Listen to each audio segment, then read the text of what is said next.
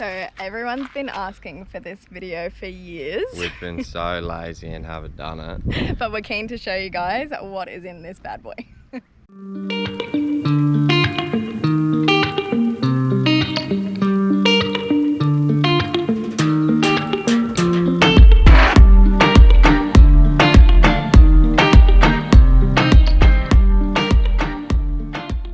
I'll give you a quick rundown on the Traveller. She's a 2000 model Toyota Landcruiser troop carrier, a HZJ78. When we bought her, she was bone stock, old burn spec, and I'm keen to show you what we've done. Alright, we'll start with the front end. I'm running an ARB bull bar with light force light bars off to the sides for roos, things like that. I've got them angled out. Supernova spotties, which are unreal, bang for money, bang for buck, they're great. I'm running an EFS Recon 13,000 pound winch, it's been a treat, and a full LED conversion of all the remaining lights, everything like that. I got Supernova rock lights the whole way around, underneath every wheel arch and front and back. Running 2 GME aerials. So I've got a 6x6 DBI just for a bit of long range distance with open roads, and the shorty for you're up in the mountains sort of stuff. Alright, let's have a look under the bonnet. First of all, you might have noticed I don't run this anymore. Gas struts for the bonnet. It allows for the bonnet to go even higher than the factory stick that holds it up. Alright, we'll start at the top. I run a HBD intercooler.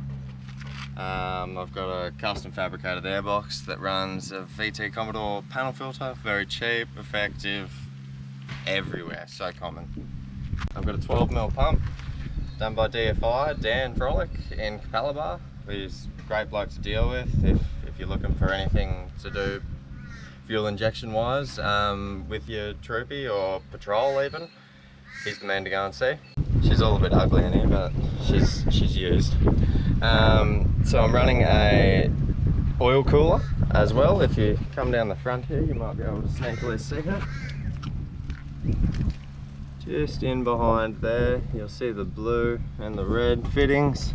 I've got an Aeroflow oil cooler running through there. Down here, you'll see there's a sandwich plate that runs at the bottom of my oil filter, and then twin braided lines in and out to the oil cooler at the front. We've got a nice fresh hood liner, which is just, personally for me, nice to open up and have a look at. And it does a better job than the factory one that was falling to pieces. Down here, I've got a custom manifold for the turbo, and custom 3-inch exhaust running the whole way through, straight through. I'm running a bonnet scoop off a Holden, Colorado of all things. Picked it up at the wreckers for a bargain, cut the hole to suit, works a treat, saved a bit of money there. One thing, as many people know, is the troopies aren't the most kind thing on your back. They like to let you know you've driven them. So I forked out a little bit more to get myself some good suspension. I went with Fox shocks and just quality EFS springs. Haven't let me down, haven't sagged, looks a treat. 4-inch. I'm running 35-inch tyres on Allied Thunder rims. I went with the flares from Fiberglass Replacement Parts, FRP they're called. I prefer the look over the cut snake ones personally. It's more of a factory look and they fitted a treat. In the cockpit, we've got some nice leather seats out of a 2019 Holden Trax. I actually got given these and then just had to pay to get them fitted. I'm very lucky. I've got an armrest on my side. Kirsty was blessed with an under a seat storage compartment though that comes out, which is pretty handy as well. Quality 3-piece speakers in the doors. Plastic door cards, easy to clean, you can scrub them, no rot. Some armrests, which they're a little ugly, but damn, they're comfortable. The Troopy's actually blown a gearbox once in its life when I went to 35s. The little pansy gearbox they put in this model didn't cope, so I've actually upgraded that and converted it to an 80 series gearbox, which a lot tougher, better model, exactly the same as the factory turbo diesel troop carrier. So I run 5 gauges basically, just to keep an eye on everything. I've got an exhaust temperature, which is a must if you're running a turbo on a 1HZ, I believe. A water temp, which is also a must because it's good to know. Oil temp, which is a definite, I believe, personally. It lets you know whether you're running hot. And an oil pressure, which is basically immediate notice if something's gone south. Then I run a TurboSmart eBoost 40, which it allows me to have 2 boost settings running, and I can fine tune my wastegate settings. So I can really dial in and dial out heat out of it, which is just good for longevity of the motor. You'll have to excuse us in here. It's a little bit of a home mess, but I've got a switch on top of here that I can flick between the 2 aerials. That's how I run between my 2 I was showing you earlier. GME, quality UHF. I run a Dirtworks dash pad box, which is unreal. This thing replaces the little hard foam pad that runs across the dash and turns it into a big storage box. Also the Doug's tub, absolute must. We run a Pioneer head deck, a good quality one. I'm a big fan of quality music. This cost me nothing to make. It's literally some air cell insulation, double layered, stuck together, some suction caps on there. Keeps my whole dash cool. I can leave my phone up there for the day. I know it's not getting cooked. We run a big overhead above us. Kirsty's a little shorty, so it doesn't touch her, and it just misses my head perfectly, so it works well for us.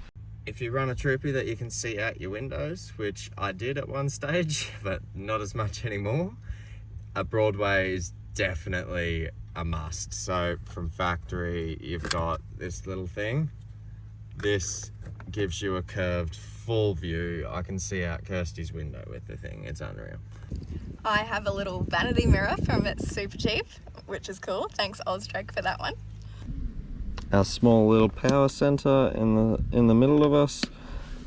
4 USB ports, a SIG port there, and power to the tent there. In the back here, I'm running a 50 litre front runner water tank. Sits in there nicely, takes up bugger all room. Small water pump that takes it up to our Kangen water machine. So the Traveller's got ceramic tint all round, 5% in the back and 15 in the front windows. Keeps heat down massively, a must investment I reckon. Also it's great for privacy, you cannot see through, which is, yes, a nice addition. Underneath at the back here I've got another 45 litre tank that I installed. It's good just for washing our hands at the back and just a bit of quick water access basically. Our bin bag from Companion. Now I'm going to take you through the interior of the car. Okay, so first thing, we've got a huge drawer that pulls out. We've put mostly food in here, spare electronics, speakers when we're not using them, that sort of thing. Everything. Our camp chairs, noodles. But it's pretty deep, pretty wide. And you've got that little lift up compartment at the back there as well. Full length.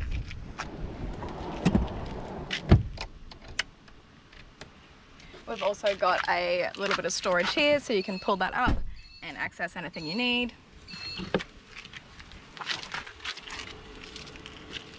Storage down there. We've got a little mini drawer just under the fridge here, which stores just all of our food, all of our canned goods.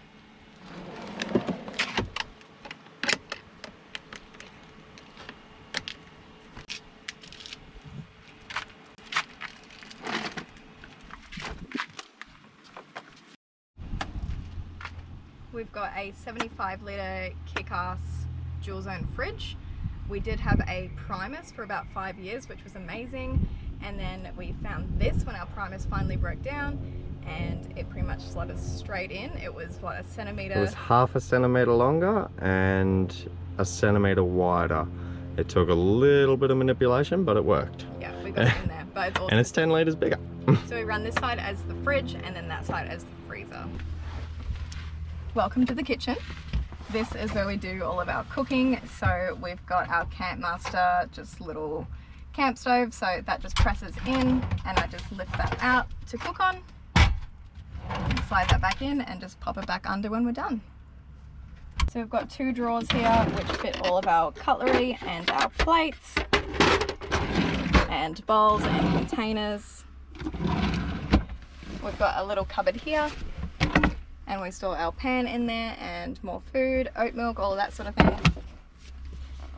And then we've got this cupboard here as well, usually a bit more chock-a-block, but that just holds containers and bits and pieces. And we've got our inverter installed in there. Spice rack and sauces.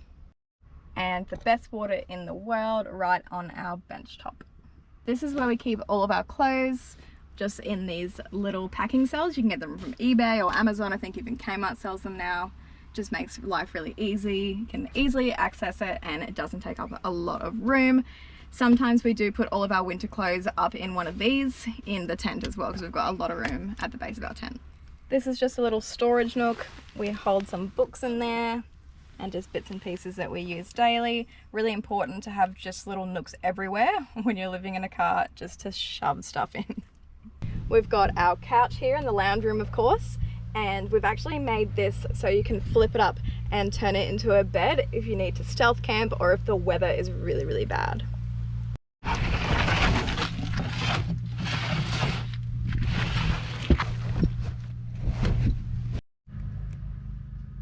So underneath the floor I've got Car Builder's sound deadening, and then a insulation over top of that. Then we put the floor down. I've got it up through the walls as well, doors, every nook and cranny I could fit my arm up basically. On the roof also I've run Car Builder's insulation, and then my brother, who's a carpet layer, laid marine carpet over the top. The floor looks flashier than it is. It's actually just vinyl laid over a couple of bits of ply, so that's a good way of getting a good finish. We also have the full Monty from Outback Gear Solutions, and we just put like shampoo and conditioner, spare cups, spare toothbrushes, soap, all of that sort of thing in there, and just keeps it out of the way. So we've got the Flyscreens from Snapshades, and they're just magnetic, so you can easily just pull them off and open the window. Allows for a cool sleep at night. And keeps the bugs out. Yep. We run the Enerdrive 200 amp hour lithium battery. I would not put anything else in my car. It has been unreal. I've got permanent power, basically can't run out. Also running an Enerdrive DC-DC, so all batteries get a good charge. I'll show you the penthouse.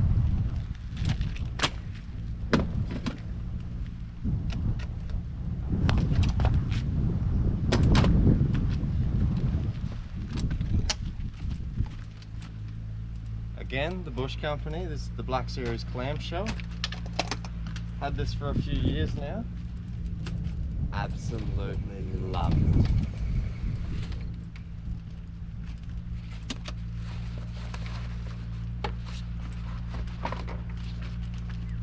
Installation is very quick.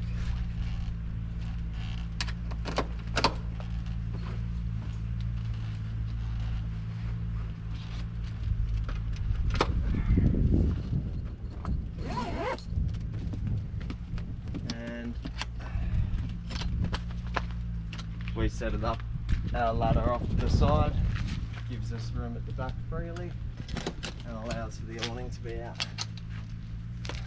And that's it, done. So we've got the Bush Company awning, 270 degree. It's one of the older models, but has never caused us grief and we absolutely love it. I'll show you how to set it up.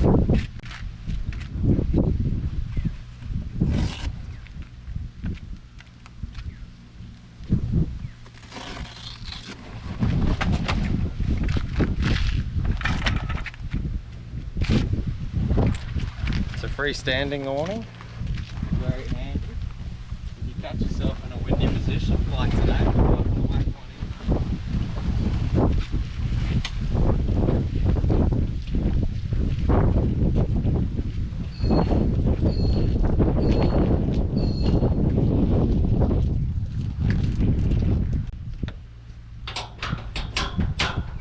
Clip that on.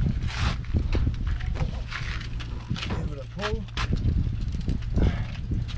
She is on.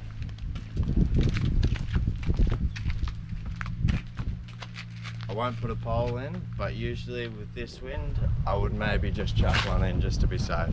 But usually it's freestanding. 400 watts of solar on top of the tent basically means that we can't run out of power. It's awesome. Thanks for watching, guys. I hope that answered all your questions about the Traveller. And if there's anything else you'd like to know, just leave a comment. And we'll get back to you. If you did like this video, please like and subscribe, and we'll see you next time. Thanks, guys. On the way back from filming this, we saw some beautiful young coconuts, so we're gonna grab those down and have a little Sunday arvo bevy. Good haul. Make sure to like and subscribe.